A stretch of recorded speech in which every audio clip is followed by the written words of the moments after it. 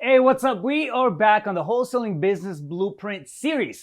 Let's talk about overqualifying leads, all right? If you're doing this, you are... Oh, you're, oh, you're good. Thank you. Have a good day. We got a package. Hey, what's up? Rafael Cortez here, back on the Wholesaling Business Blueprint series. Stop! If you're doing this, you are losing leads.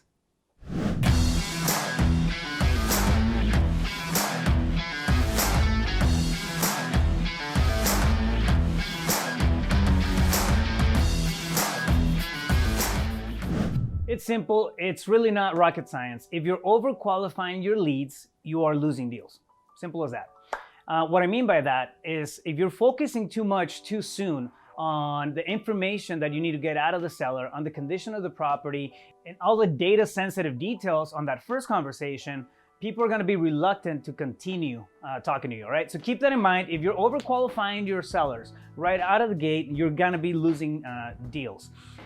When you're cold calling, when you first touch base, think about that initial conversation as the hook, right? The main purpose of that thing is to either set up an appointment or set up a future call where they have more time to actually spend with you, and then you have enough time to build that rapport, that connection, right? Have your cold callers. This is one thing that happens often. People hire a team of cold callers. They bring 2 or 3 cold callers, and they go through the, through the rapport building and the offer and the soft passes and all kinds of things on that first initial cold call conversation.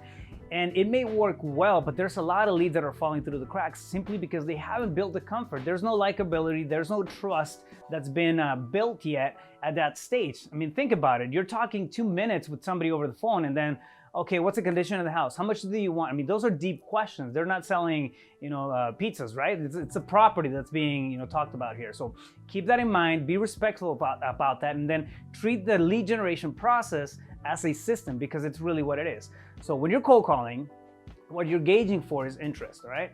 That initial conversation, it's going to be an opening to have a deeper conversation on the condition, motivation, timeline, and the price, and the whole overall situation of what they want to do with their property, right? So think about that. Cold calling just gauges for interest. People raise their hand. They say, yes, I want to sell. No, I don't want to sell. They may ask for a soft pass. You can do a soft pass in the cold calling section, but it's not going to be one place where you dive deep into finding out the ins and outs of the situation that the seller is going through. That happens whenever that conversation moves over to the lead gen script, and it's a completely different script. The cold calling script is usually a single page. It's quick, and it works well. Just kind of triage all the leads, figure out who's interested and who's not, right? Now, the lead management conversation, the lead generation conversation, is different. It's a deeper script. You have a lot of open-ended conversation, or you have a lot of open-ended questions, and you dive deeper into the ins and outs, again, of what's happening, the situation, the condition, and you go through a pre-qualifying process, okay? This is where you actually spend a little bit more time with the lead and pre-qualify to see if you can bring a solution to that seller as the problem is laid out for you to discover when you're going through that conversation. Now, with that in mind, you can be the lead manager. You can bring somebody else to be the lead manager and have those discovery conversations with them. But the result is that you're actually going to have a system in place to find motivated seller leads, to have actual conversations and the conversations that matter with actual motivated sellers, as opposed to losing a lot of leads or just digging through hundreds of records that are not really going to go anywhere. When you have a systematic approach to lead generation like this, you understand that there's things that have to happen at every single stage of the process, all right? Cold call gauges for interest.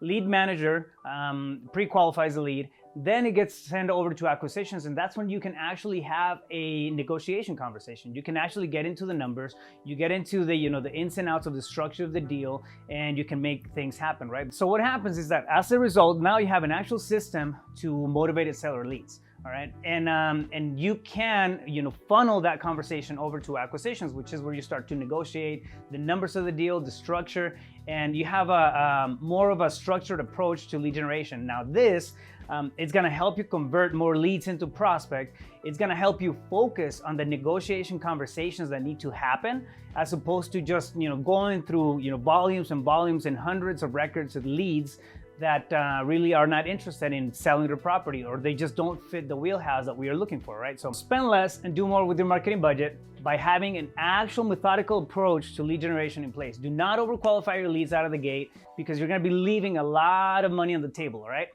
It's simple, it's not rocket science, it's the reality of things. If people don't like you and trust you, they're not gonna open up, and they're not gonna give you the information that you need in order to put together a viable solution for them, all right? Do not qualify your leads, go through the cold calling process, go through the lead generation process, then get to the negotiation stage and break it down like that, because it is a process. It is a funnel of conversation. When you treat it that way, you're gonna have more leads, you're gonna have more prospects, you're gonna have way more educated negotiation conversations with sellers, and as a result, your bottom line is gonna go up and you're gonna have a lot more deals done, all right?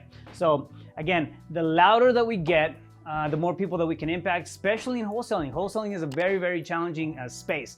So if you like the information, please do me a favor, like, share, and subscribe. And if you want to find out more about coaching through the Wholesaling Business Blueprint, go to the Wholesaling Inc. website at wholesalinginc.com/WBB. Drop a comment, let's have a conversation, stay focused, you got this.